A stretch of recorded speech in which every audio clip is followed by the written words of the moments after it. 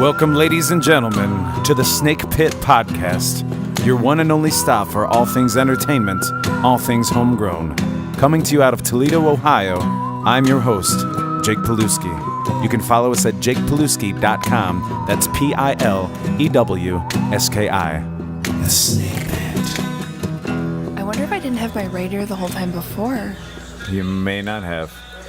Anyway. How Van Gogh of you. I love Van Gogh, and I love that nod, and I love that I've already hit record, and this is unedited, uncut, and this is now the second episode of the second season of the Snake Pit Podcast with Scott Fish, and I love alliterations. That was a lot of S. Man. Second.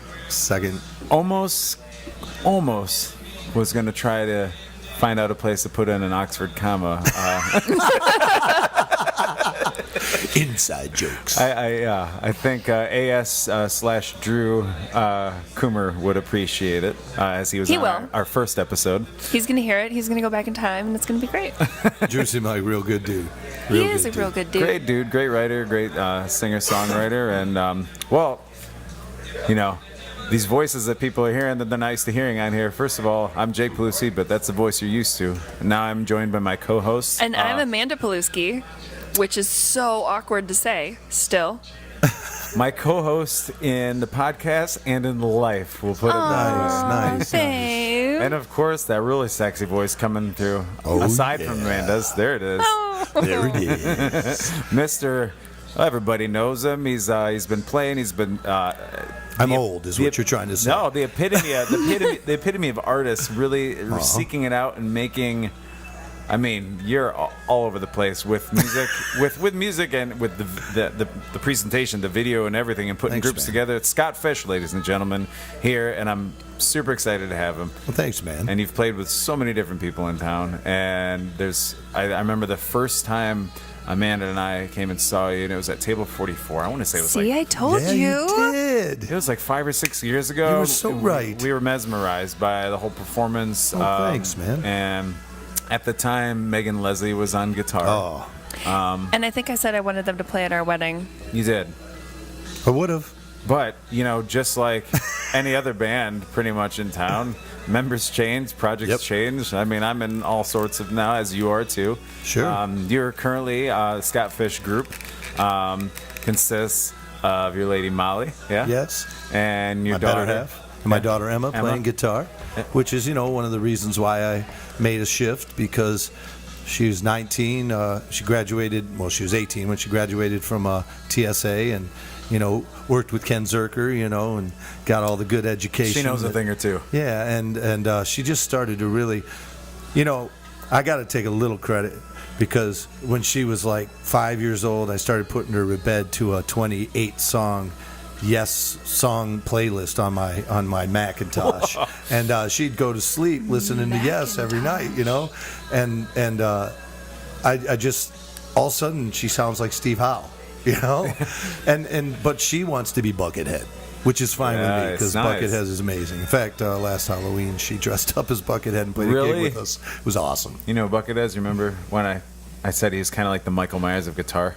Yes. Like super commanding presence, very mysterious and yet amazing on his instrument. Guitar playing is quite fabulous. But I digress. So that's, I wanted to play with my family, and it was hard because, and pun intended, but, the cousins were my family too, Yeah. And we had a little bit of internal strife between me and one other band member, but that's all aside now. Actually, I played with the cousins 3 times in the last couple of months. That's what I thought. It was water under the bridge, essentially. You guys were able to mend fences. And what's nice is not only did I get to help lift Emma up to the next level of playing out in bars and getting paid, but Big C from the cousins got to bring in Caden, who went to school with Emma. And so here, it's almost like this giant band that plays in different places at the same time now, and that's kind of cool. And also bringing up some of the younger. I mean, Caden, I remember I play with Nine Lives not as much as we used to. We used to do that every you guys are weekend great thing. too, by the way. Thank you. I mean, every time I saw you guys, I thought, now this is talent. You know, appreciate especially. it. I mean, your keyboardist was amazing, but you also played the keys really well, and so it was neat to see you guys, you know, move around and change it up. And I really we had a blast with it. We still do it. We just do it as much now. Right. We have all multiple projects. Still love you each got other. your original stuff, which is very important. Yeah, but Caden, I remember we would play when we first started Nine Lives, and it's been 8 years now. We were playing at Trotter's Tavern over Heatherdowns, and Caden would come in there very ambitious, especially I think he was like 11 or 12 years old. Well, 8 years ago, that would make sense. And because then I just played his Mike Haskins and I, guitar player from Nine Lives in the New Fashion. We went and played the Caden's graduation party last summer, not this past, but the year before. So Caden was like 11 years old, I think, coming into the bar, and the bar owners were kind of like, you know, I don't know, you know, the kid's really young, and then we're like, just let him play on our breaks. Right. And he did, and he would do that, and he'd go around town and play all these, and I'm like, dude's more ambitious than, you know, a lot of these guys in their 20s, and it's you know, true. It's true. And the ones who should be more ambitious, and so now it's great that, you know, it's a good he's match playing with for cousins, them. And it has this strange, you know, it's almost like an alma mater thing now, because you had Megan from TSA, right, and now you got Caden, I'm sorry, from TSA, yeah, and then you know, when my daughter got to play with the cousins a couple times with me, and she's from TSA, so it's almost like the cousins has to have a guitarist from TSA or forget it, right. I mean, it's a good place to learn guitar, as we've seen. Some of these kids are coming out. And that's very much thanks to Ken Zerker. Yeah. Who is, you know, has to be, you know, given the credit, man. That guy is amazing. And who still plays out himself, If I'm half the man he is when I'm, you know, older, I'll be very happy, you know, because he's a great guy. So. Well, if you don't mind, I'm going to hit you with the first 5, even though I've already asked you a lot of questions. People have come to love the first 5, the actual uniform questions. Have they? I mean, uniform questions, because I just wore this 419 shirt. Well, that's a Crutchwear shirt. You know, little Chad Schultz, who was on. And now you're gonna have a little link that pops up for Chad Schultz's podcast. You know it. We're gonna get more tech savvy with this second season. That's Are you sure about that? That's my plan. I know how to do it all. I just didn't think of these things before. Again, tech savvy. We're married for a reason. You can take what I do and make it just, you know, a little bit better, a little more efficient. Just a little bit? She's really confident in what she can bring to this table. It's great. Yes. Well, ever since Wonder Woman came out, that's been this whole... That's so funny you say that, because I have a woman in my life who, ever since I showed her Wonder Woman a month and a half ago, completely got inspired, and I love it. It's the way I felt about Iron Man, you know, and it's cool to see. It's the way I thought about Sons of the Lambs. Oh, because you feel like Jodie Foster? You're so creepy. Yeah, but like, it's not a joke. No, you just said because of Jodie Foster. Because you identified with her, right? You got to listen. To an extent. A little better. Yeah, I mean, I liked a little bit of each one of those characters in that movie. You know. That was a nice takeaway. Yeah. I mean, you use a lot of lotion now, so. Wow. Not for that. And so we find out too much. I was going to say I have dry skin, but that also does not help the case. Anywho. And now we see the pitfalls of bringing your wife onto the show. I don't know that it's a pitfall, because this is pretty damn entertaining. The first 5 questions had nothing to do with lotion. Remember, I'm just the interviewer, not the interviewee. The first 5. The number 1 question, in no particular order, actually, I'm going to do it in the same order as always, but the first album you ever sought out or purchased with your own money, not necessarily a gift from somebody else, but one that, no matter what medium it was, what one was that? First album I ever bought with my own money. Whew, that's a tough question. It's probably a Scorpions album. Nice. Which, well, I don't know. I love Scorpions. I was into the Scorpions for years between, say, my 12-year-old to about 15, 16. Yeah. And, you know, even though in the 80s they became real big and sort of progressively got cheesier and cheesier, they were then got amazing, though, in like, again, in the 90s and 2000s, I will say. Okay. But that's funny. You know, there is something about nostalgia that drives that.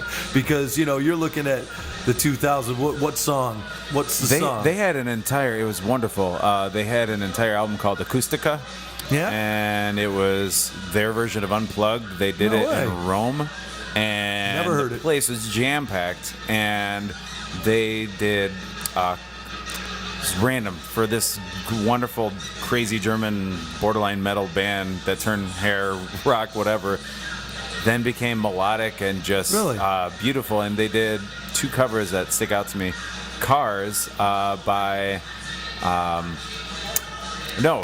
Cars song Drive. Right. I was going to say Who's gonna Drive by the take you Cars. home? That's. Yeah. I think I have heard that. And yeah. then they did Love of My Life, Queen. And I'm Nice. like, if somebody can cover Freddie Mercury Right. and do it that well, a lot of respect. And of course, Wind of Change, I still think is a beautiful, beautiful song. And see, for me, and I'm just saying, Yeah. it's not that it's not a beautiful song. Right. But for me, that was the end of good Scorpions. Because late 70s, they were... Yeah, because in the coming late out with- 70s, they were more...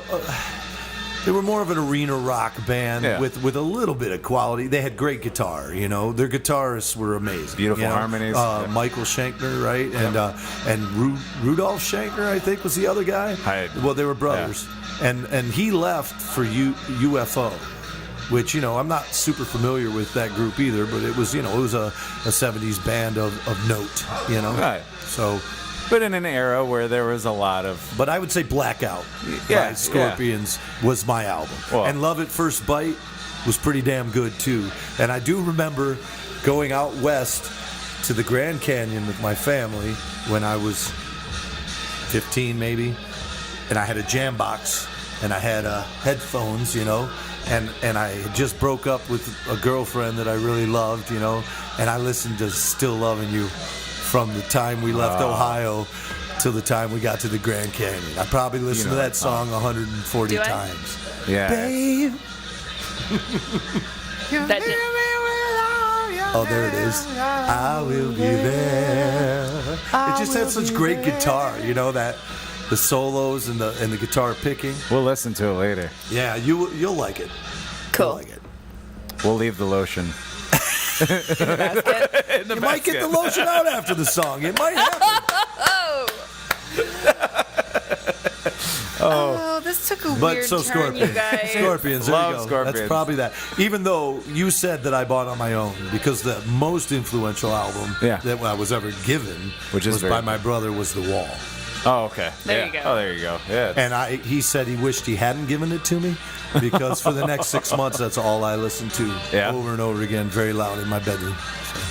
We all have What's those. the problem with that? Yeah. Well, I made The Wall something he wished he hadn't given to me because he got sick of it. We all been That's there, his but loss. there are other things. There are worse things that we could overplay for that amount of time. Could have been Tiffany. Oh no, yeah. 6 hours would be too much. I'd sure be alone then. Question number 2 then, what kind of ties in? What was your first actual live concert experience that you got to go witness? Well, that was an easier one. I got to see the Victory Tour, Michael Jackson and the Jackson 5. And, Wow. It wasn't because I liked Michael Jackson and the Jackson 5. I didn't really know anything about him. Again, as we were talking about that picture earlier, Elvis dominated my younger years. I loved Elvis. And I have the 3 8-tracks that I had as a kid sitting on my fireplace mantle right now, because my dad, he passed away 2 years ago, and when he did, he had a huge walk-in closet full of stuff. I called it Radio Shack, because in it had everything from a working 8-track recorder with blank 8-track tapes that had never been taken out of the plastic. Not that this is worth anything to me, but it's just neat to have, you know. Yeah. And all this stuff's in my garage now. And so anyways, so I didn't really catch on to things like Michael Jackson. I was too busy listening to the King, you know? Yeah. And King of Rock, not the King of Pop. So, but I like Michael Jackson a lot now. And I think back to that, and I wish I'd been older and understood what I was seeing, if that makes sense. Funny enough, my dad used to be a minister, then he became a financial planner, but he was very, square, cut, whatever you would say. And I was 12, and I won these tickets by buying keyboards and recording equipment at Penguin Music, and they just, basically gave it to a customer. My dad spent a lot of money on me, and some dude lit up a joint right next to us while we were there, and I didn't even know what that was, really, probably at 12, and my dad's freaking out, and let's just say we're probably one of the few white people in the audience at that point, as well, and my mom, I just remember, is like, just let it go, Larry, just let it go. So that's my first concert experience, and by the time I was, say, 16, it was me rolling the joint at the concert. So. All of a sudden, yeah. I took Mom's advice. I just let it blow, Larry. Yeah, I misheard you with all the crowd noise. But no, it was a very neat show. I remember there were all these animatronics. He fought a dragon. Michael Jackson was like dancing with swords, and he fought a dragon. He was the original Gwar. Oh, totally. I mean, what a talent, though. I mean, when you look at video of him dancing alone, you're like that. I remember I actually kind of wrote a tune that I never did any much with, but it was after watching a video of Michael Jackson dancing, and I thought that's alien puppetry in human form. Yeah. And that's what the song was called, because it was like, I wouldn't even begin to know how to move like that. Well, and since then, a lot of people have tried to replicate it, and nobody does it like unreal. him. Yeah. Don't you wish you could, though? Yeah, I do. For like just one night to be like every once in a while when I'm wearing Docksiders on a slick floor, I'll do a little moonwalk. Just do it with your socks. Clean the floor. I mean, Usher came pretty close with some of those moves, but again, it's one of those things you're paying homage to the King of Pop instead of creating this brand new, insane experience. And that's an interesting to say because, other people's songs are harder to play than your own, but someone else trying to cover you is saying the same thing. It's like, what the hell are you doing there? You know? And you're like, oh, well, that's just easy. That's just what I do. Yeah. So very true. That's part of it, I guess. Yeah. Well then, yeah. Song number 3. Song number 3. Question number 3. If you could collaborate one way, shape, or form, or have a duet one way, shape, or form, from a songwriting aspect, performance aspect, never which way about it, and they can be alive or dead, who would it be?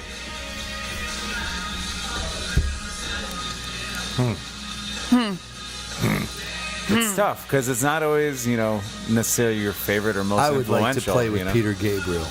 Yeah? Yeah, that's my man. That's the guy that I back him up. I do whatever he wants. Yeah. Peter Gabriel's the man.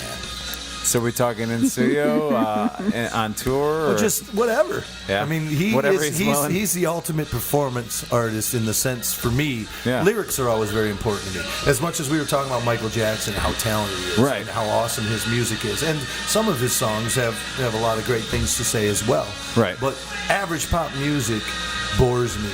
Yeah. And it's not because of the music so much as it is the lyrical content. I need more than just, hey, baby, And granted, you can write a great song that has such a great melody that you transcribe that for me, and I'm able to say, okay, I'm into this even though the lyrics aren't that great, Right. But what I truly love are songs that have a balance between pop music and but somehow twists it and makes it clever so that it makes you think.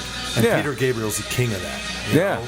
And so for me, you got a song like Sledgehammer. Okay, that's probably his biggest pop song, and Sledgehammer's not my favorite Peter Gabriel song, but I appreciate it. But another song on that album that got released as the second single from that was Big Time, and that song is a total sardonic, sarcastic, masterpiece. But he shoved it down America's throat in a marketing way that made you think it was just this fun pop song back then, And that's where I think it's brilliant. That's brilliant. Yeah. Roger Waters accomplishes that. I would say, in times as well. So there's a game to writing songs. It's not just how creative can I be, because it's still a medium, and you still have to follow certain rules in order to gain that balance. And that's what I'm always striving to do.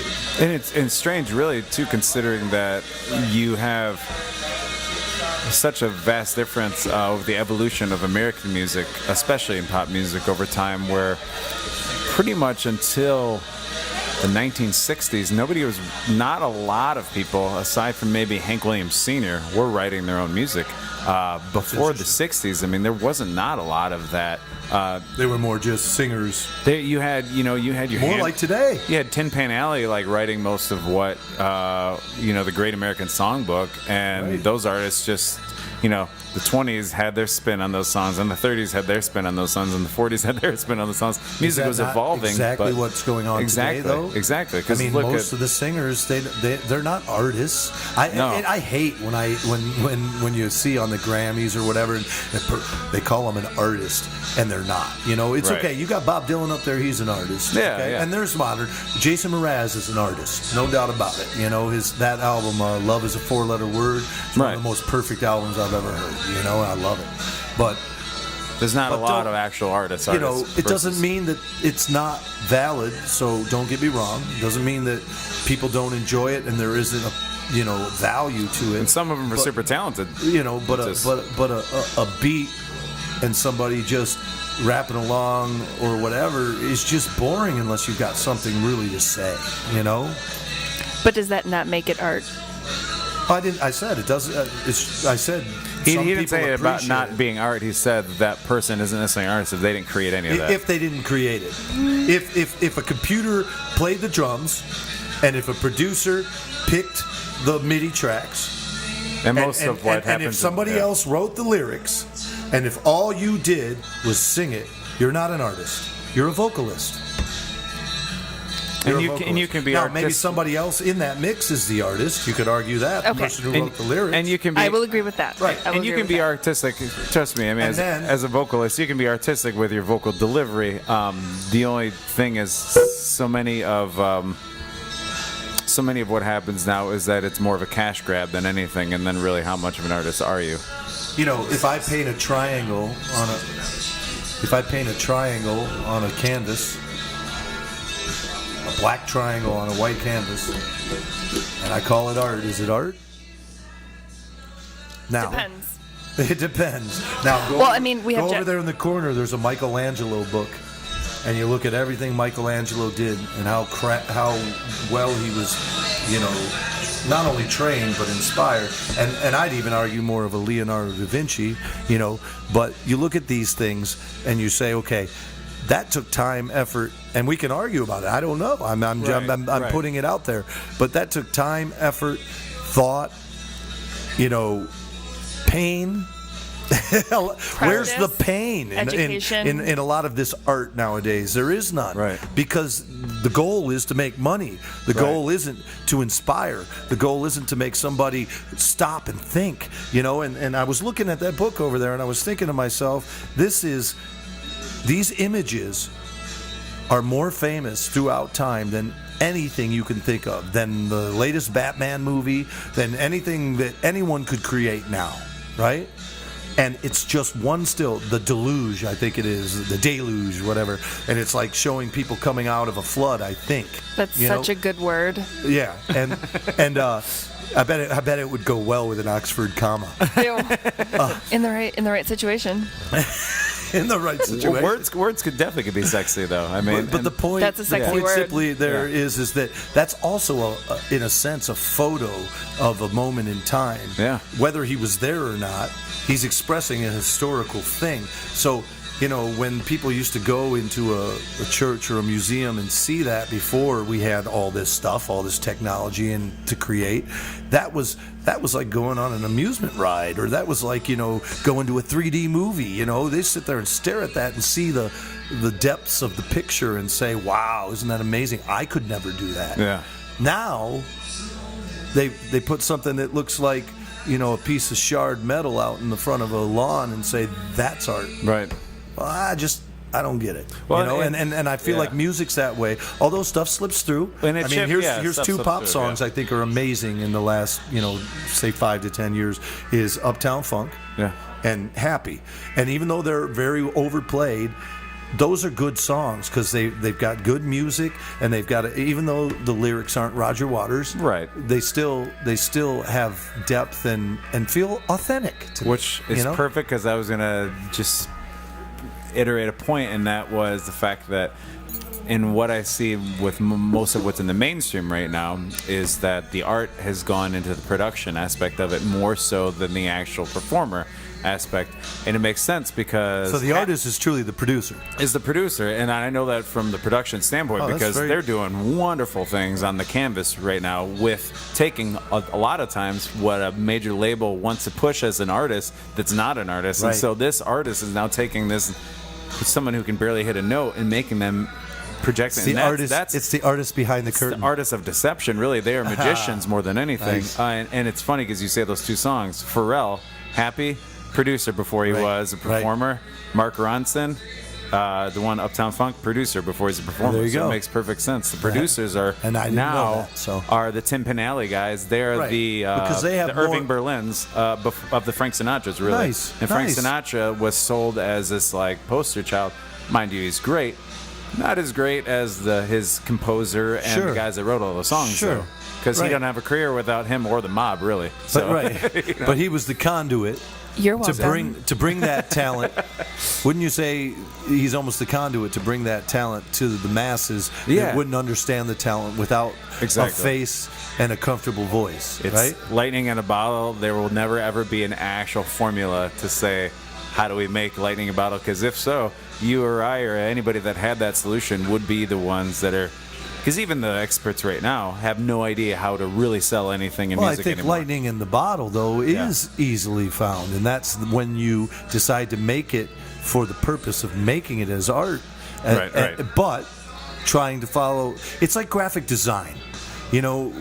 Graphic design is a form of art, but you have to absolutely. follow certain rules depending on the project in order to accomplish the goal of presenting that art image in a way that you could paint all over the place and do all sorts of crazy stuff for a logo, but if it's not readable, it doesn't fit the reason you made the logo, right? Yeah. And I think pop music has to have a certain appeal in order to pull across, but within that appeal, you've seen graphic design that's genius, and you've seen logos that are stupid, Yeah. right? And you know Well, the it's difference. if you we'll have an call it eye the for Peter that. Gabriel approach. Right. How do you balance the genius and the appeal Marketing and the or appeal? whatever. Yeah. How do you do that? That's where I think you have your the real artist that somebody who can understand business and know how to go crazy and make great art. Right. If you can do those, you are. You can use your left and your right brain. Yeah. You are especially a commodity, really. How do you judge these things? We all judge them based on our own filters. That's how we judge Right, them. but then in the overall, what defines success? What defines an artist? Because I could scribble just like I did on my little notebook there, and if in 20 years I'm dead and 5 people liked a book I published, that could go for thousands of dollars. That doesn't make me an artist. It doesn't make me successful. So all of these other people, what do they have? I think what makes you an artist is when you do it for art itself. And this wasn't done for art itself. This was done to make a point. Correct. Therefore, it's not art. Okay. That's very that's- good. And that's all I'm asking. I'm not trying to be argumentative. I'm not trying to do anything of that. No, but neither am I. But you have a different definition of it than I do, and you, Jake, have a different definition than I do, because we've had discussions about that. Right. Yeah. And they're important discussions to have because we all think of things in a different way. I'm probably. How old are you, Jake? I'll be 33 in about a month. Holy shit. Forgot about that. So I'm 15 years older than you. Okay? Yeah, not too bad. Which, no, actually, you're closer to me than I thought, and that's cool. That makes me feel good. Makes me feel good, too. It doesn't make me feel younger. It just makes me think you're older, and that's cool. Yeah. But Success. but when I was younger, maybe a little younger than you, just because by the time I was your age, I was knee deep in little kids, so I wasn't actually thinking about I was thinking about music all the time, but I wasn't doing anything with it.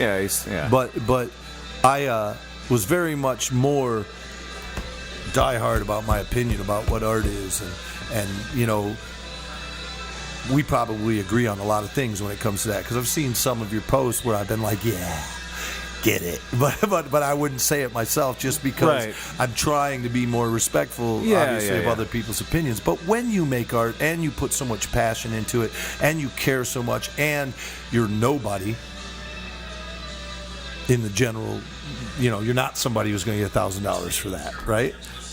I wish though. It's a struggle, because there are times when you feel so underappreciated, and that's your ego sort of filtering your subconscious inspiration. And so as I got older, I started to realize that my ego really didn't have a whole lot to do with my creative abilities, you know, that it was just there to sort of almost do the final, you know, the final sheen on top of it to make it so that other egos might see the shiny thing and go, what is this? And dig deeper. And then if I could get them to dig deeper, I could connect on a subconscious level. It's not Does the that make picture. sense? It's not the picture. It's a pretty frame you put around it to even grab that casual eye that, you know. Right. Hopefully, you know, and it puts, and you put it in a room where people would expect to see it. Exactly.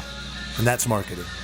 Oh, and you won't be surprised when I tell you that was my main focus in college, was marketing and I know. not art. I'm very impressed with everything you do, my friend. Because that's what it is. It's that, you know, you got to know your demographic. And sometimes we get on social media, you see the things people respond to, and it drives you nuts because they're responding to, and I get it, people like that little escape of the cat videos. I love the cat videos. They're innocent. It reminds you that there is innocence in this crazy-ass, that makes sense, sometimes shitty world.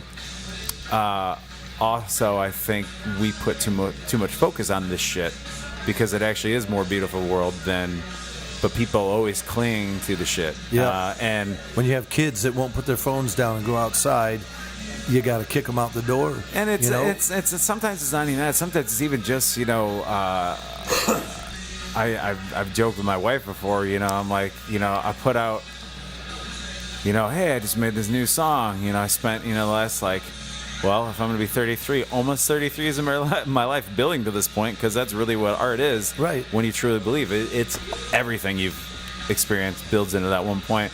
I'm like, but you post a cute picture of us together and in love, you get 300 likes. Or a picture of her or my girl in a Wonder Woman outfit. Right. But Molly's like, I got 172 likes. I'm like, well, I can see that. But there's nothing wrong with it, because it's the medium of what it is, but and it is. You have to consider the audience. You're posting it on social media. Well, you're putting it on Facebook, and you have to consider who is on of course Facebook. You do. It's not necessarily your peers. Right. Because I can be like, okay, you know what? I'm gonna write this very deep and meaningful thank you to all the people in my life that I truly love. And you know how many of them are gonna see it? They're not. So it's you have to consider the medium with which there's no doubt about you're that. posting it. But that's the why game, Wonder Woman gets 170 likes. Oh, but it's also because she looked damn good in the outfit. She did. I liked it like 50 times. I just kept on liking it and liking it. You made a new profile for every like. Don't you wish you could do that sometimes? That would be great. As I said, you know, art is like, it's one of those things, even when Drew Coomer was on for episode 1 of season 2, little plug there, that there's like different strokes for different folks, and it's very frustrating to those of us who put all that time and effort, and really it's just a weird ass industry now more than ever, and the great stuff that breaks through is awesome when it does, but really I have a lot of faith in, there was the artists like, you know, your daughter's age and even younger now, because even though, like Drew said something along the lines of, well, these kids can't even turn on the radio and like hear anything decent, I said, the great thing is, They don't though, turn on most the of them aren't radio. turning on that piece of shit radio anyway anymore now, You're because right. they can make their own playlists, You're whatever right. they want, and now so they're actually getting more eclectic. Really. they're way more eclectic because they can build their own thing. I mean, artists are making less money, yet more artists out of Toledo are getting more exposure without having to move to LA or Nashville or New York. So It's good for them, man. It's like a I'm nice not sure who balance. those guys are, but I'm really happy for them. well, that's why we're doing stuff like this podcast, I know, because I'm even just if 200 people hear this, hopefully they have Sure. a friend that also might like a podcast. I and, kind of wanted to cap off that conversation Yeah. because we were talking about one aspect of it. Yeah. What makes then that artist, like your husband, or I'd say myself, a little bitter and has to work through that, Yeah. is that the person that's getting all the adoration and the money and the attention is only there because a machine got them there. The money behind them put them in that slot. And now we're finding, as we see the news, that, and also what they were willing to compromise physically themselves got them there.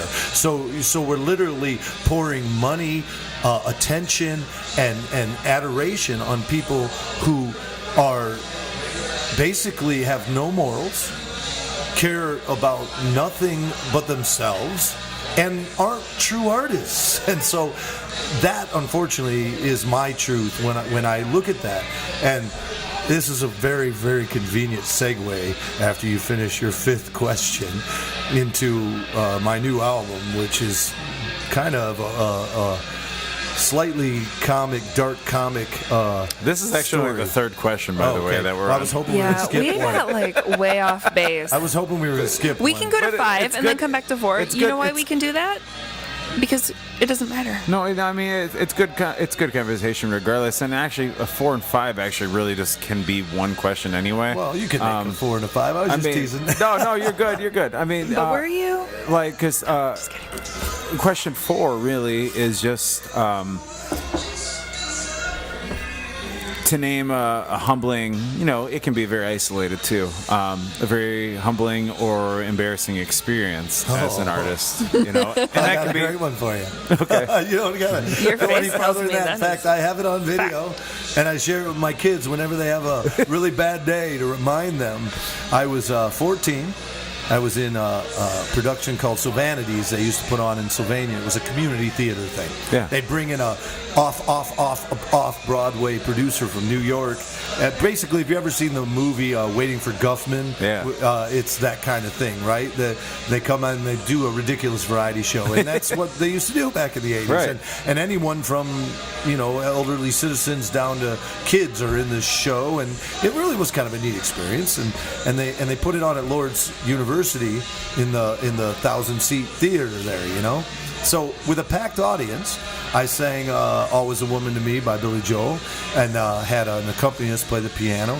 And in order to make the change to the next scene, they had to have some little something go on in the front, right? So the director decided he was going to have a 350-pound, 5'2" woman dressed in a Viking suit come out and pick me up, give me a kiss, pick me up after I sang the song, and take me off stage like, I'm her bitch. And if that isn't embarrassing enough right there, on camera, with 1,000 people there, and you really won't grasp the humor of this if you don't see the video, so I'll have to show it to you sometime. Please. But Yes. she, I wonder how many listeners will ask for it now. she picks me up. Link. She goes halfway across the stage. I start to slide down because, I'm almost 6 feet even then, and she's 5'2". And my legs get caught in hers, and boom! We hit the stage floor with her on top of me. I'm 145 pounds, 6 foot tall. I'm like a stick, Oh, no. And she was a wonderful lady, by the way. I actually knew her because I was in the Westgate theater production of Sound of Music in 5th grade, and she was the wardrobe lady, and they also had her do wardrobe for that. So, I really felt bad for her, too, but I mostly felt bad for me, And so and my dad used to play it for everybody who'd come over. And here's the funniest thing, too, is the video, you see it, and it happens, and everybody goes, oh! And then they all laugh in unison, and they won't stop laughing for like 5 minutes. It literally takes 5 minutes, and it ebbs and flows too. It's like an ocean. It's like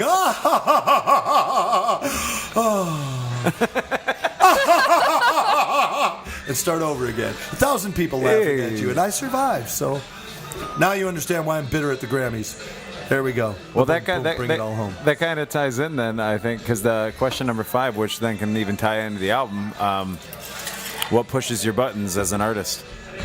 And then maybe we've already touched on that. I think we've definitely touched Mainly, on I just, your button pushers. I'm a lot less that way. I got in your presence, and I know how you feel to some degree about certain things, and I've felt that way in the past, but I've let it go. But if we want to press the issue, those are the things that bug me. It bugs me to see money being touted around as art, and then everybody throwing money at it. It just doesn't make much sense to me. Right. That's and.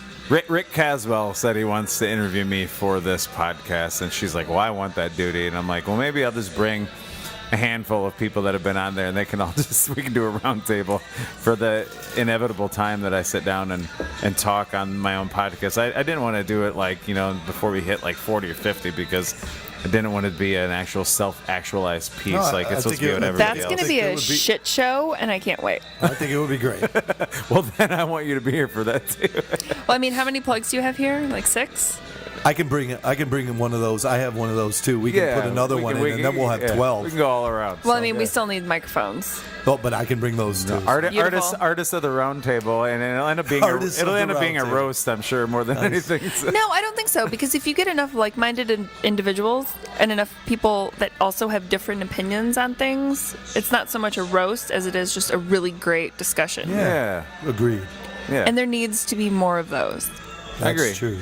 I think really that's, and I think listening to a lot of the lyrical content more than anything with what you do, because I love the chances you take with your music. I love how you dabble in different genres, but the lyrics more than anything in what you do, I think, is what I resonate most with your music, because it's what I try to do with mine, and that is the sense of you're not necessarily trying to be preachy. You want people to have a conversation after they've experienced your music, and that's, I think, any good movie or any good book or any good piece of art inspires period, conversation. no matter what the medium, inspires conversation to get people to think, maybe even a little bit, even if they're very intelligent, maybe have a conversation, even if it's only 5 minutes long after that, instead of go, that was fun, and then you move on to the next Taco Bell or the next what the hell ever. Well, she made a really good point that you got to choose your audience. You can't expect people that aren't your audience to appreciate you.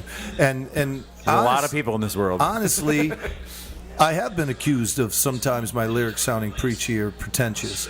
But what I find interesting for me is that it's my subconscious talking to my ego. It's my ego using my hand and writing it down. But it's my spirit, my soul, my subconscious that is actually preaching to me. So if you don't have the context of how deep those lyrics go, you might just look at them and say, oh, that seems pretentious, right? Because it could be pretentious if it weren't actually coming from a place of honesty, Right. And how can you portray that place of honesty? The only way you can do that is to expand the experience, make videos, do things that make people maybe engage in a way they wouldn't, because those lyrics just didn't speak to them, But then they do speak to you, because now you see, some people, Molly used to say, I don't get stuff musically unless I see it. And her older sister, who was quite a bit older than her, used to play Led Zeppelin for her. And when I first met her, I like Led Zeppelin, and she'd be like, oh, that just reminds me of my hippie sister, And as she listened to it, with me or whatever, she didn't really get a sense that it was something that she really loved, but it was more of a nostalgia thing. And then we watched a live video from 2004, I think, when they came back and they played with Jason Bonham, and she just loves Zeppelin now, Yeah. So I had to realize that, wow, some people experience music visually, and without that visual component, it doesn't mean anything to them. Or it doesn't resonate the way it should. Yeah. And so that's why I started trying to make my own videos, and any way I can try to bring something a little bit more to the forefront. I'm going to make it happen. I'm going to talk about this album because I want to tell you about it. Okay? You need to. But I like that you bring that up, though. I mean, not to butt in, but you bring a video like aspect, and I think that is important because everybody, some people are very visual thinkers, some people are very literal or need a written word, and so if you can do that, any way you can get somebody on board to actually engage in your art, I think that's a great way to do it. I mean, right, and then there's got to be more creative ways to do it too. You know, things I haven't thought of, things you haven't thought of. But if we can figure out how to make it somehow engaging, somehow stop you from the flipping from page to page, that 10-second life where you don't have any more attention span than that. So it might be a mistake, but I went and made a concept album, And can you do it without being a distraction too? Because there's that fine line, because there's a lot of artists in the pop sense, pop just means popular, it's the same, but that make a video to sell perhaps a clothing line or sell a persona versus the actual art itself. Right. And that's what I love watching. Is it Down Here? Is that the name of it? Where he had all the zombie the demons. The demons, yeah. Yeah, it's demons controlling everything, man. Yeah, and that was really neat because, and some people were like, what the hell am I watching? I'm like, well, this is somebody that's not trying to sell. I'm Scott Fish, and I'm wearing this shirt by this company and these jeans by this company, and I'm not trying to sell this line of products. I'm not even in the video. Well, that's what I'm saying, and I've always loved that about it, because music videos, they said video killed the radio star. Right, totally. And to an extent, yes, but then there were some that came and said, well, fuck that. Like, we can make this amazing, completely different visual piece for you, as you talked about, some people that need that, and it can take you on. I think Paranoid Android is one of my favorite music videos ever with Radiohead, and it's this weird ass like animated video that some Tool videos are like and that. Tool, and even Peter Gabriel with all the animation and stuff, So I mean, talk about the album that you're doing. All right, I mean, well, it's called Soundtrack to Legacy Records, and Legacy Records is a fictional movie that doesn't exist, although someday it may. And it's a screenplay I wrote, and basically it's about a fictional guy, rock star named Jaden Knight, who I came up with the inspiration thinking, what would have happened if I were 18 and had made it big? Okay? So I went back to all the songs I ever written, and people have told me over the years, now that's a good song. When enough of your friends say that's the one I like, you're like, okay, I hit it with that one. That's a good tune. And so I went back over my 30 years of songwriting, because I've been recording since I was 12 on a little 4-track recorder. I have most of that stuff, So I just went back. Some of these songs I wrote when I was 14, and I found all the best songs, so to speak, to make a greatest hits, greatest non-hits. And Jaden Knight is then the guy that actually lived that parallel life in another world where I made it with those songs, okay? Jaden's that guy. And by the time he's 32, he's on his third album, and the record company's about to dump him. And Legacy Records is ran by this guy named John Garish. And as his last name might imply, he's all about money, all about riches. He's basically Harvey Weinstein. And I wrote this 2 years ago, and it's crazy because there's a lot of really weird parallels that have happened while we've been recording this album. And the first one is that the first character at the beginning of the album is called Morning News, spelled like your morning.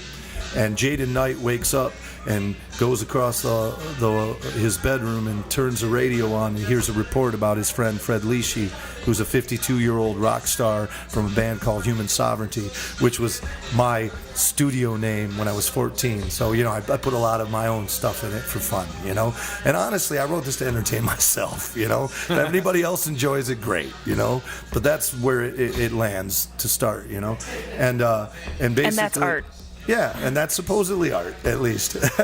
And so Jaden Knight then goes from hearing that his best friend, who's also on Legacy Records, has died, of apparent suicide. Sounds a lot like Chris Cornell and Chester Benningfield, which happened after I wrote this stuff and was working on it. So it's very strange. And he hears about it, and then he goes down for a teleconference with John Garish. And when he goes down for the teleconference, he finds out that the board doesn't like his third album. He needs to rework it. It's not pop enough. And basically, they're going to dump him if he doesn't fix it. So that's kind of the setup of the album. And as it goes, John Garish. When I was 16, my dad had a Chevy Silverado, kind of a beat up. It was probably about 7 years old at the time, the car itself, and he'd let me drive it at first. That was my first car, and we did some silly stuff with this car. We took a buddy's pool cover and we put it across the back, and we filled it with water and drove around town trying to get girls we knew to go swimming in the back of my truck, and it worked, and things like that. So what I did was I took a lot of personal things. That song I wrote years ago about that personal thing, but now that's Jaden's story, and him and his buddies get together with John Garish after he finds out that he's got to rework this album, and John Garish is playing the whole, hey, I care about you, you know, I'm looking out for you kid role, you know, and so he actually brings him a brand new Chevy Silverado and tells, go out with your buddies, you know, go enjoy yourself tonight, don't worry about it, we'll fix the board, we'll fix it, you know. And meanwhile, he has this operative named Eve, who's a mega groupie. And you'd find out if it was a movie, and it is in the inlay, and I'll explain that, and I'll try to make this quick. But you find out that she's working for John Garish, and she was with Fred Leachy the night he died. So she's clearly the party girl who gets you to overdose for the record company, okay? And Eve has been told to create an accident, walk in front of him with this dog, and if it doesn't kill him, go to his bedside and gain his trust. All right? So it's kind of a Romeo Juliet weird love story too between these two, because she falls in love with him and doesn't want to kill him. But she's a made woman. If she doesn't do it, there's consequences for her, you know? She ends up being honest with him at some point to some degree, and he ends up deciding the only way out, because there's no way out, is to kill himself and frame John Garish for the murder. And that's the main plot of the movie. And this is the soundtrack to the movie. So all the songs are written to be the scenes, and the booklet itself is a mini little screenplay format, and the titles of the songs are actually the scene headings, and the dialogue are the lyrics. And there's a little paragraph explaining all the stuff I'm talking about. That's what I thought. I remember seeing the track listing being posted recently with some of the art, and it kind of, that's what it reminded me more of, was as if I was reading the chapters to a film. Cool, So yeah. Because some of them, the segues that aren't really songs, I made lowercase and italic. Yeah. And so those aren't real full songs. So they're like interludes, if you will? Yeah, they're actually made to sound like scenes from the movie and such, awesome. You know, with the characters. I haven't seen any of this, but I'm intrigued. Oh, cool. The artwork itself was pulled into, and I know even Ken Zerka, speaking of him, Yeah, made he a comment did say about how something. he said it was like the best artwork he's seen for an album in a long time, and it's Well, I cast friends of mine as all the characters, and then took pictures of them, and I'm into Photoshop, you know. Yeah, so I absolutely. did all that. And, Someone has to show me. oh, we will. Sorry. Will. I've got my phone. I've got that Amateur. stuff. I'll show you. But I will say that the magical part happens after he overdoses on heroin with a needle that is the magic part happens after that. With a needle that has John Garish's fingerprints on. That's how he's going to frame him. Well, he doesn't die. He goes into a coma. And while he's in a coma, he gets on the astral train, and he goes to a place called Martyrtown, where all the rock stars like Elvis and everybody constantly entertain a huge crowd of faceless people in this dome called the Martyr Dome. And it's just that's their sort of purgatory. It's not hell, but it's not heaven either, you know. And it's where all the rock stars who sort of gave up on everything, you know, for whatever reason. It's not a judgment, but they go there, and they have to basically forever entertain. And Elvis is the king of Martyrtown. So while he's on the train going to Martyrtown, right before he shows up, a round trip ticket shows up on his lap with a note, and when he opens the note, it's a note from Elvis, and that's the song Martyrtown. And Elvis is basically telling him that I don't want to be the king of Martyrtown. I'd rather be at home because I miss the warmth of my little girl's face. He wants to be with his family. He wants to just be a regular Joe, which is what I am in real life. So it's sort of like I chose not to pursue fame and fortune, and I really did, because it scared me too much. You know, it's sort of like I don't want to be destroyed by that, you know. And so this whole thing is kind of turned on itself, because this is what would have happened to me And look, I would have probably ended up with somebody trying to kill me for money, which happens more, I think, than people realize. And we know with Michael Jackson that he was murdered. It's just that they made it look like he was murdered for no real reason at all. It's been happening and you know for years that that's and years not and the years. case. Jimi Hendrix, and so this is kind of a dark. Kurt Cobain, even. I mean, that's still up in the air. I mean, Hashtag conspiracy theory. And then you have, lately the latest conspiracy theory. But I try to have a little tongue in cheek with it, as you can see with the artwork as well. Yeah. It is like a dark comedy, And what ends up happening is that he sees Fred Leachy on stage when he walks into the Martyrdom, and he's all by himself actually. And Fred Leachy sings just this little tune, and it's really short. Can I sing it for you? Why not? He goes, it's gonna be a rough ride. There's no sugarcoating it, but with nowhere left to hide, just get over it. And then right when he says that, you hear a crowd. And then he says, 'cause life is long and you are strong. And if it were a movie, Jaden would understand the message, turn around, walk out, get on that train and go home. And he wakes up out of his coma, and John Garish has already been arrested for his attempted murder because of the things that he did. And now he knows, thanks to when he went into Martyrtown, he heard the voices of the dead, which I actually used a Tennyson poem. And so I'm speaking it like in Jim Morrison type pentameter, but it's Tennyson, and it's about walking through a valley and hearing the voice of the dead.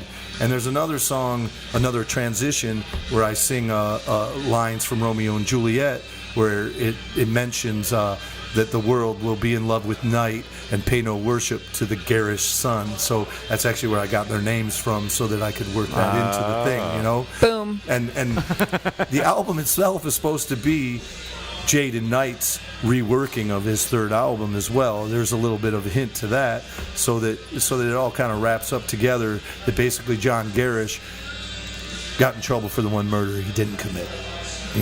Wow.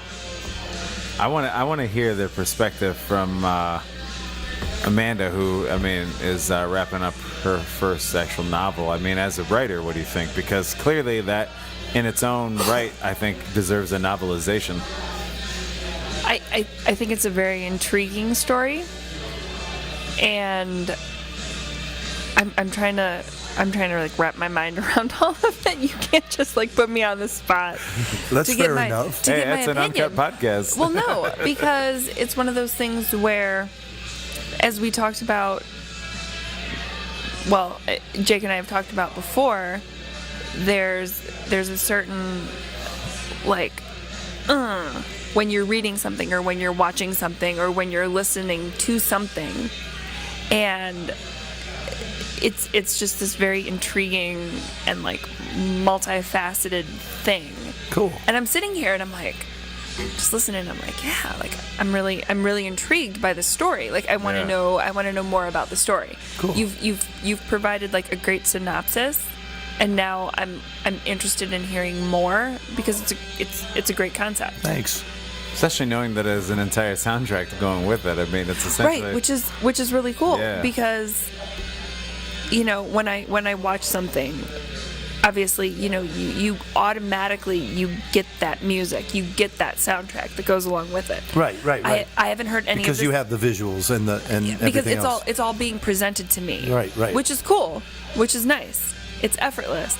But then as I'm sitting here and you're talking about what it is that you have created, I'm wow, that's cool. I'm forming, because as I'm reading things or listening to things or whatever, I form this picture in my brain about the setting and the characters and the people. The danger is that by the time you see the actual setting and the people, will your imagination have been better than what I present you? And that's well, no, but you guys, this is perfect, because this is the perfect thing to talk about everything. Because whether I'm reading a book, listening to a song, and then see the music video, the book and the movie, that's art. Whether it's the words that are coming out of your mouth and forming the picture in my head, musically, whether it's something that's actually on film that I'm seeing on a screen.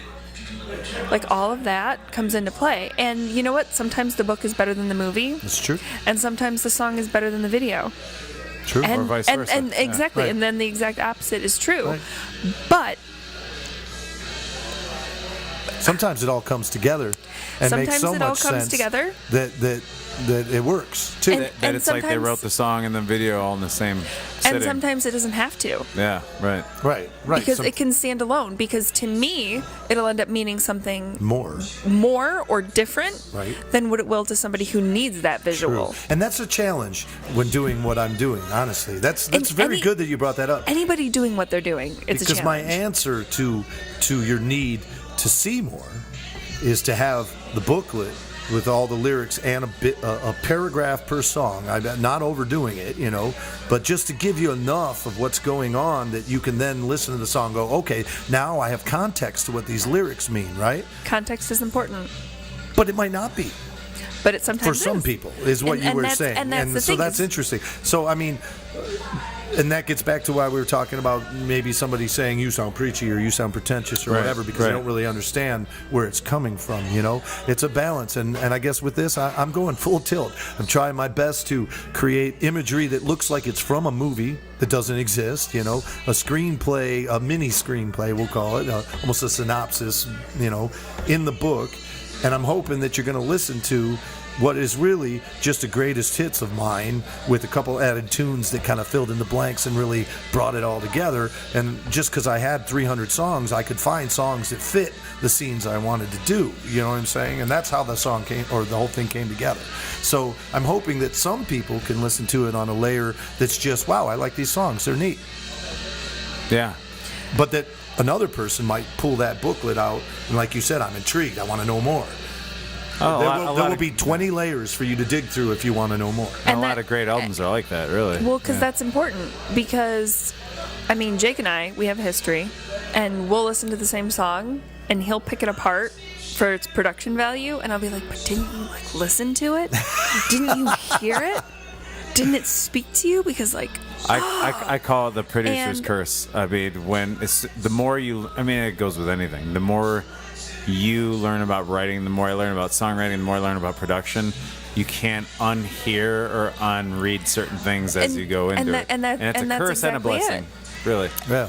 and you can, because movies, from the last podcast that we were talking about with the errors in the movies, sometimes there's things that you can't unsee. There's things Right. that you can't unhear. It There's ruins things the that illusion. you can't unknow. But it is what it is, and you just have to do something. And as long as you're happy with it, as long as it fits your vision of what it should be, then that's all that matters. And if there's one other person that has a takeaway from it, that's great. A good example of what you said to that was just that if you watch an older show, and I'll go way back to like westerns, but if you watch like an older show where they've used a green screen in a real kind of typical yeah. cheesy way, Oh, yeah. or maybe it's a painting in the background of an old western scene, if you understand how they did that, then to you it's not amazing.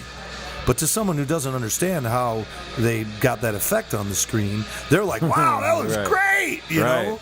And that's your producer's curse, because Yeah. the more you dive into how things are done, the more you realize there's a lot of tricks that are really almost sleight of hand. There's a And- lot of artists on board for one, which becomes one piece of art, yet almost every single person's name that makes up 800 names on one film is an artist in themselves, Right. Oh, and that's- that's what that's- makes it yeah. a crazy. That's true. Imagine 800 people in a band that all have a creative say. I in would what love happens. that.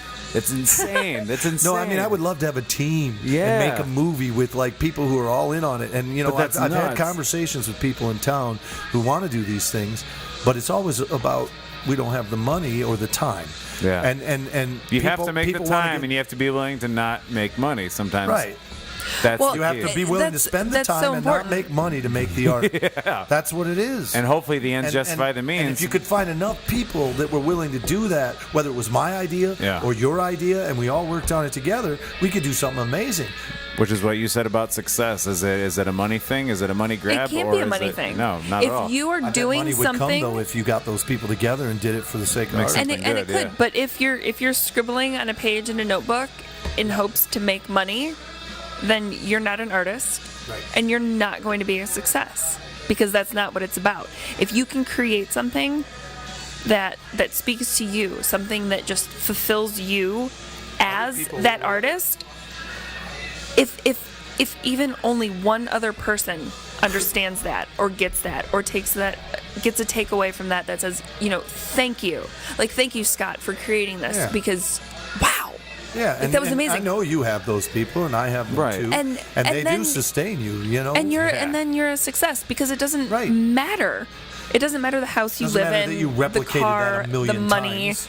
Because you've got your Bruno Marses and your Miley Cyruses and your Britney Spears, who are all, and your Keshas. We're all capitalizing on this niche market that they're flashes in the pan, Right.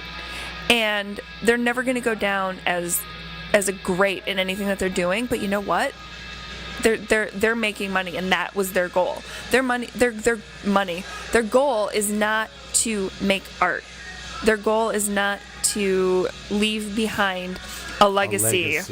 Yeah. Which is the other reason why it's called that. And it's just why are you doing it? And if you're doing it in an authentic way, then you're a success. That's awesome. And you're an artist. And I even told her before, and this is kind of a nod to TSA, seeing the kids, that you've been involved with, with the multiple projects you've been in. I mean, to think that you were involved with Distant Cousins, and now that is, a foundation for Kate and Chase, who happen to Right. go to school with, your own daughter. I told her, I said, a great success would be Van Gogh, but it'd also be, who didn't even get to enjoy Until the he fruits was of his dead. fruits of his labor. I'm like, but it'd also be a pretty badass version of success to be the guys that inspired Van Gogh to become Van Gogh. Right. That's Because so weird you sometimes said that. is. I was thinking a very similar thought looking at the Michelangelo thing. I was thinking probably thousands of guys that could have been Michelangelo, but especially back then, you can sit in your house and record a great album and be as good as a national artist, international artist, and you are better than a lot of them, right? But you may not ever do anything more than what you're doing with that. Right. And same with me, right? Right. And what is the version of a Michelangelo? Well, back then, if you didn't have the church backing you, you would have never developed those skills in the first place. Which is now So nowadays, the big the moguls. technology Yeah. has allowed us. And so one of the things that bugs me is when I see, and it gets back to the whole Grammy winners and stuff, it's when it's a lazy artist. It's like, really, that's all you did with that? You've got all this opportunity, and all you did with that was Soulja Boy, right? I mean, it's a ringtone with a bunch of people chanting. Yeah. And granted, it must have connected with people, and that's great. But what's your next act? What's the next thing you're going to do to show that you're more than just a flash in the pan? But they're not more. But they don't have to be more than that. No, they're but just I doing do, the thing. and I don't have to be more than that to the And that public. makes I you have to be different. more than that to myself. yourself. And Yeah, and also to the fact that I know there are going to be human beings on this planet in 100 years that are my great-grandchildren, and I want them to hear me and Molly's voice singing together and go, wow. And that's isn't super this cool. Almost like an old photograph, but we made it multimedia, right? Right. We got a video, we got it all, man, Yeah. And if it survives the nuclear war, I'm hoping they'll see it. And that's, you can even say Robert Johnson, famous blues, player, but yet not as many people know Robert Johnson as much as B.B. King, even though B.B. King was Right. influenced by Robert Johnson. Well, Robert Johnson was influenced by people. And Or Led Zeppelin, you who's actually stole songs from Robert who Johnson. stole, more than half of their hits ever. And so it's just one of those things that every single, and I think what it comes down to sometimes, and the frustration I can understand with you, because I talked to Amanda about it, is that it's not necessarily, I don't care about making millions of dollars. Would it be nice? Yes. Do I worry it would ruin me? Yes. Do I worry it would ruin my art? Absolutely. I think it probably would. And that has nothing to do with character. That has something to do with the fact that we're human Right. And by I'm more worried about what other people would do to me if I had money. And by default, though, being human, no matter what you come from, all of a sudden you get this drastic change in your life. A lot of people will fall to that one way or another. And that's the reality of it. And it's happened to a lot of great people over the years that, just get shit canned and thrown under the bus by the general public who seems to know all about them because they saw 3 interviews of them, heard them on a podcast, and bought their albums. You know what I mean? This will be my last interview, by the way. You know what I mean, though? Like, people think that they know so much about these people, and I feel for them. I feel bad for the millions and millions of dollars that some of these Bruno Mars make and then have all the shit they have to deal with because they'll never live a normal life because of that. Because in my mature mind, if I made a couple $1 million now off something I did, I honestly actually have a plan. Which I wouldn't have had when I was 18. Wouldn't have when you were 18. But unfortunately, we're in an era now where they're trying to get them younger and younger and younger and younger. Right. And look what happens to the Justin Biebers. Right. If you don't get a needle addiction in your arm, and you're lucky enough to not show up on Surreal Life on VH1, or be found unconscious in your hotel room, like, your best bet is to fall under the radar and end up at a Steak and Shake at 50. That is your best option, really, if you want to live a long time. You got to wonder why more stars don't do that. Man, you got millions of dollars in the banks. Now it's time to stop the facade and go live your life and enjoy your family. But there's an entire study, the whole study that went on, too, where they showed the statistics of all your lottery winners, because that's really what it is. I know. That's what's making it. It's the golden ghetto. But making it in the entertainment business, especially now more than ever, considering how accessible it is winning the lottery. Yes, and look at what's happened to so many lottery winners. It's crazy to see their lives get destroyed. I'm so sorry. She's on the hot seat. This is probably the most relevant real life thing to this whole conversation recently, like about the money and everything. There was this band, and they were somewhere out of Michigan, and they played here, they played Michigan, they were signed to Sony Records, like, they were, like, really good. They had opening slots for touring bands in the area, and I think that they toured in their own right, because, again, like I said, they were signed. They had their ticket. And my sister and I, we loved to go and see them anytime they were here. They were called Bliss 66. And you've probably never heard of them. And that's okay. They're really good. I highly recommend listening to them. I still, to this day, listen to them, and it's been more than 10 years. Like, way more. They're doing, like, a reunion now. But anyway, here's this band that my sister and I would go and see. And they would play with everybody. And we were shopping one day up in a mall in Ann Arbor. And the lead singer walks up to us and says, "Can I help you with anything?" And we're just like, the fuck? Because we were at Forever 21, and he was working as a retail associate at Forever 21. Signed under Sony? Yes. Tickets. Yeah. That makes sense. We had just seen him I drive a forklift. within the last couple of months, like playing at like Fox Theater or something like that, and he was working at Forever 21. So even those people that have some like insy bit of success, even 10, 15 years ago, you still have your regular gig, and I have no idea what he's doing now. His name was Cheyenne. Yeah. Well, because what did the contract look like? That's a big part of the business that not a lot of people know, There's an entire... I talked to a number of artists along with the man and I. We watched it where I said, if you want to feel humbled and you don't want to feel so bad, because people that make you feel bad don't mean to make you feel bad, but often it is the ones that you run into from 15 years ago, or it's your own family members that go, so what's your next move? Because they think you're better than, and I get it all the time, they think you're better than anything they've heard on the radio in 20 years, and I'm like, I appreciate that. That's amazing.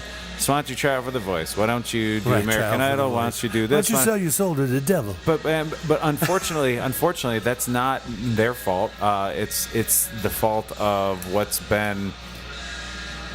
big money has projected as far as a mindset as to what success is in the music industry. You do know that there's hope on the horizon, right? Yeah. Because in watching all of this Hollywood stuff and seeing how creepy a lot of these people are and how their ratings are going down, and you can even get into the NFL and everything else, and it doesn't matter what your opinion is on what's going on, it's happening. And I think the veil is being lifted, and people are Information's realizing out there. People Yeah. are realizing that this is just a crock of shit. What's going on In almost every and medium. I'm hoping Yeah. that somehow, with things like what you're doing and I'm doing and others, that we might be able to compel at least this local audience in Toledo to say, wow, why am I sending my money to these jackasses who are raping children and treating young actresses like they're not human beings, Right. when there's guys locally who are married and decent people who make great art, and maybe I should check into what they're the doing. bottom almost has to fall out, and there's so many things that are reminiscent right now of before the big labels even became a thing. Because major labels in the recording industry weren't even really a thing until the early 20th century. And before that, and they really weren't into rock and roll for a long time when it came around. And before that, they kind of tried to keep the status quo. And everything was regional. If you wanted to enjoy the music of this kind of music, you went to Chicago or you went to Detroit, or you went. And this was pre-Motown, pre-blues, anything. You went and you found regional artists. They all made a decent living. Just no different than the coal miners did. Right. You made an honest living. No different than the local print shop guy or the local anything. Right. And that's what it was. There was no local huge corporate conglomerates that just made this money off of ripping people off, that decided, I'm going to invest in something I know nothing about, which is what's happened now. Ever since the fall off of the music industry or recording industry in the early 2000s, thanks to Napster, people found a way to start getting stuff for free, which you can't blame the consumer because the consumer always wins. And we've been preaching that for years and years and years. But you know what's funny is they'll pay money for something worthwhile. Well, they do now for premium cable. That's what I'm saying. So it's it's like they don't want to buy stuff that's crap. No. And when the record companies decided to start focusing on singles and focusing on image over substance, what they did was they created a fickle, flash in the pan French fry, essentially. And people got programmed to listen to music that way. Exactly. So people got programmed to listen to music but not to buy music. And Correct. This goes back to a million years ago. Jake, you and I got in an argument because I enjoyed a Miley Cyrus song that was currently on the radio after we got in the car after one of your gigs. calling you out on your shit on her first day. Absolutely. That's all right. That's all good. But that's what being it's married one of those is. things where, you know what, I didn't pay for that song. It's just a song that I enjoy.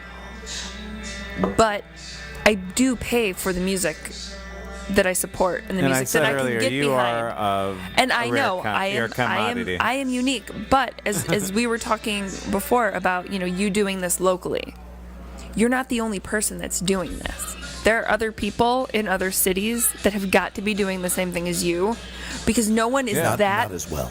Well, okay, not as well. But I'm teasing. But you know what I mean. You know what I mean. You're like Jake. You're not the Almost only as original well. musician. Well, and why? Scott, you're not. I'm you're the not. original musician. But that's why I'm we saying, started this, to be a voice for those people and that that's also. amazing. And what's going to eventually happen is, like in your minds, like pan out on this map of the United States, and you've got your little pinpoints in there. Oh, yeah. Of other people who are doing almost like a grassroots, like uprising of local music and new music and the stuff that you don't want to hear in the top 40 radio, and they have the authenticity and they have the heart and the desire and the will, and these things are growing and these things are going to eventually link together, and it's not going to become Toledo, Rochester, Chicago, Minneapolis. It's not going to be that. It's going to be regional. Right, like it used to be. And it's going to happen again because it's cyclical. It'd be great if arena concerts completely fucking died, in my opinion, except if it was like, hey, we're going to fill this arena with people and we're going to have a bunch of artists from all around the close regions and they're going to make an honest dollar, but the Millionaire Club is going to go away because... And eventually it will. Most of it ends up turning into millions and millions of debt for these guys now. And it will. Because you get It a has $2 million to. contract on Capitol right now, and Capitol spent $4 million to put you on tour, and all of a sudden you owe them $2 million at the end of it all, and you're fucked for the rest of your life. And it's people sad. are going to get smart. on $4 million. Sad, man. It's crazy. They're going to get smart. They're going to get wise. You owe them $2 million, and the taxes on $4 million. Think about that. It's gonna They work know what itself they're out. It may not be. our generation. Yeah.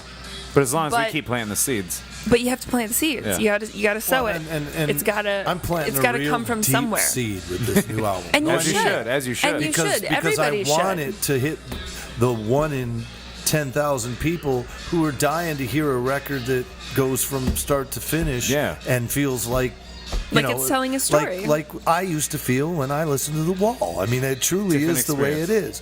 is, and so you got to find your niche. Yeah. And I suppose maybe that's the local guy's problem, is that he's trying to be the national guy when he's not the national guy, right? Right. So you know how many people you know that try to write the song they think people want to hear?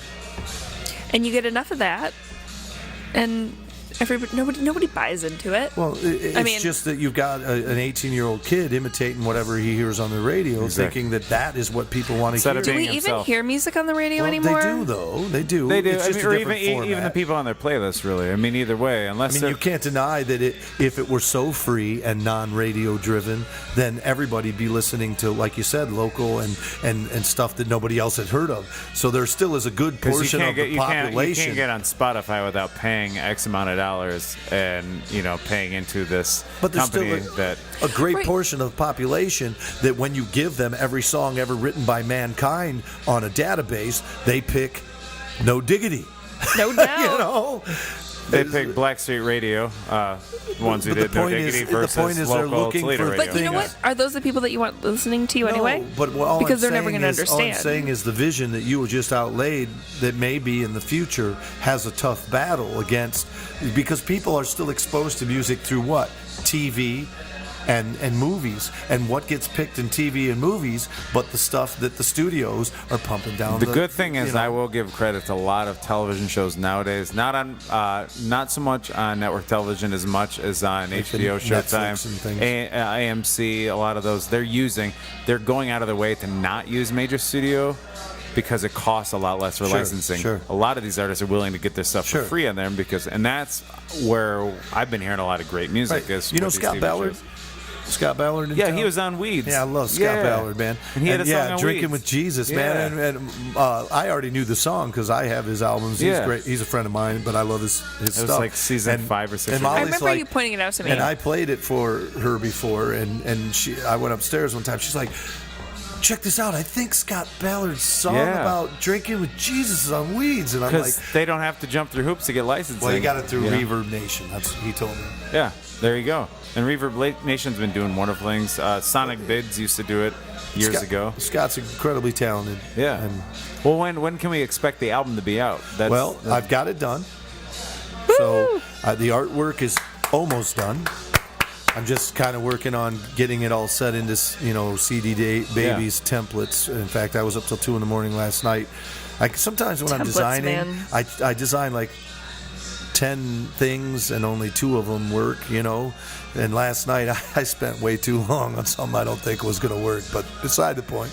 My GoFundMe is right now at $1,840 some dollars, and it was a $2,000 plot. So I've got the money I need to make it now. Good. So I'll probably be sending it out by the end of the week, Awesome. which makes me think maybe the week before or the week of Thanksgiving I'll have it. Awesome. So- Fitting. Are you gonna have any Black Friday deals? Well, here's the thing: when you crowdfund it, I'm not so pressured to have to sell it to people. So then I'm able Right. to pinpoint and say, I know this person will like this, and just give it to them. Yeah. Fuck that transaction. What does that $10 mean? I mean, it's nice when someone says, no, I'm going to pay you, and gives yeah. me $10. Yeah. But I'm hoping they're just going to listen to it. That's all you really, really want, because maybe if What you you really, give them really one want? album, And maybe you owe me a CD. I don't know. If I you have got it on you. Yes. On me. Yes. That was weird. I have it on you. Excellent. Things are getting a little strange now, and I'm kind of That's uncomfortable. kind of what we do. Just kidding, I'm not. Y'all Well, are fine. Where is it on you? I definitely want to thank you for being on here. I mean, I've been wanting to pick your brain for a long time, This is especially awesome. because I know that you're, as I said earlier, and I appreciate the fact that you're the same reason. And don't take this in a weird way. I mean, you can if you want, but you're the same She reason will. I've always, knowing that I love jazz, knowing I love blues, knowing I love all sorts of music, I've always appreciated Marilyn Manson, and that's because that's a guy that's always been married to his art before anything. he does the shock value of it, because he also provides that marketing aspect Right. of saying, I'm going to Sure. get your attention. You know, he said, if I, make a loud enough noise, you'll at least look at me. Right. And hopefully I pull you in after that. And that's what I've done, some of my posts on Facebook, because somebody talks to me, they're like, you don't seem that rude. I'm like, I'm never meant to be rude, but, blatant honesty On sometimes makes Facebook, people passionate looks rude. Yeah, it does. Well, that's because, you don't hear You're the only tone of looking at the voice. text. You don't see that I'm cheersing you with my beer as I'm Right, saying, right. fuck off. And that's that's the problem with social media Right, is right. nobody knows In a what goes nutshell. on behind the scenes. But Yep.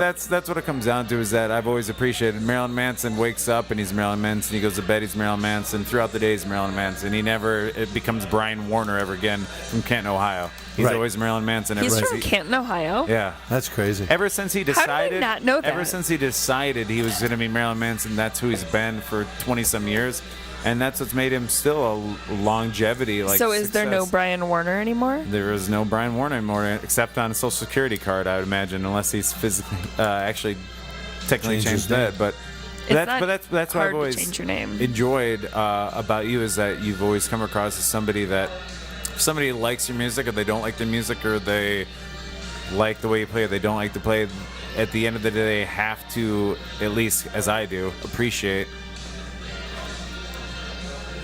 you write it, you create it, and you live it, and Thanks, you man. and you become it, and it's really a lost art. I mean, You only understand that because you're the same way, though. So yeah, but it's just weird because, as you said, you don't see that as much, or at least on the mainstream level, as you did with like a David Bowie.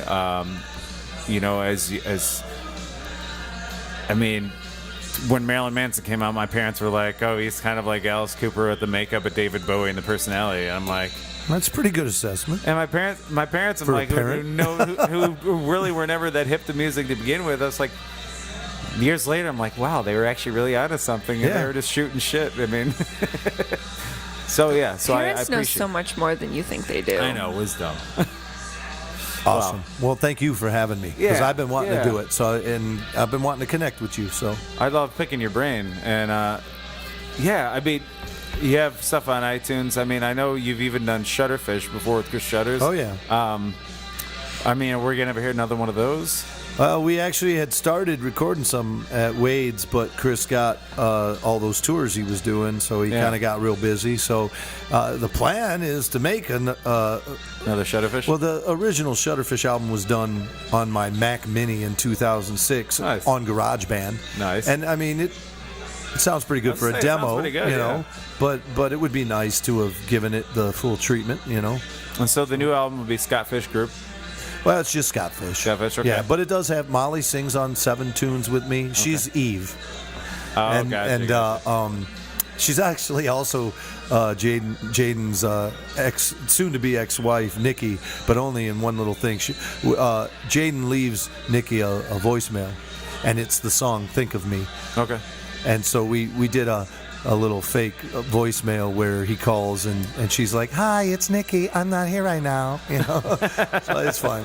So Molly's really into it. You know, she loves doing that stuff. You Yeah. know, I mean, for years, when I wanted to do artwork for an album, like, I don't know if you'd seen Failing Einstein before, but that's another concept album of mine. It's kind of space-based. And there's a character called the Mistress of the Black Hole, and it's kind of with pirates, and they get called by sirens and they get into a wreck. It would be a space siren, you know?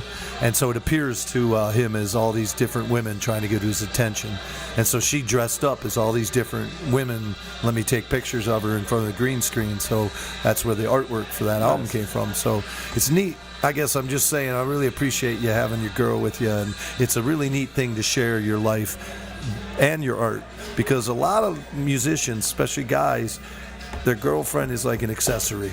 And, you know, I can see that that's not the case, and I just want to say that's awesome.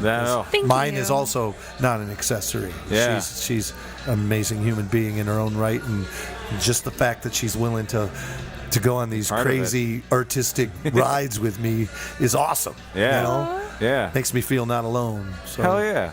Well, it's, You got a good one. I think Amanda even deserves probably some production credit for my album. So Sweet. That's good. I have photo credit, so I mean that's a little something. collaboration, I mean, does wonders for everybody. So It's true. Well, that's what life is. Awesome, and that's in Gorilla Studios with Wade Paul, right? Yes. And Wade is just, him and I are like, we've said it before, we're like guys from a parallel dimension, you know. We've lived similar lives, even though maybe some of the details are different, you know. And we knew each other back when we were 16, but we didn't remember, because my first name is Larry. And I used to go by that just because, you know, you go to school, teachers call you Larry, you can't get rid of it. But at home, my dad's name was Larry, and I was either Larry Scott or just Scott, which is my middle name. So I got in business with him, and at one point I decided I'm no longer little Larry. I'm 30 years old. You know, I'm going by Scott, you know. And then when I got kind of back into music after I was in the financial business for a while, you know, now I was calling myself that, you know. And I'm not really sure why I mentioned that. There was a point to that, but I've lost it now. Hey, that's the beauty of the uncut, unedited version of the. Maybe it's like you said. Oh, it was kind of like you said about Marilyn Manson, because I didn't really feel like I was who I was supposed to be until I changed that name for some reason. It's like I reinvented myself. Does that make sense? There you Absolutely. Well, ladies and gentlemen, this is not Larry, but Scott Not Fish. Larry. Not Larry Fish. Never Larry. That's not a dog on the porch. That's just Larry. Well, look forward. This new album coming out. It's going to be brilliant. Check out the artwork. It's available right now. Where can people check you out right now?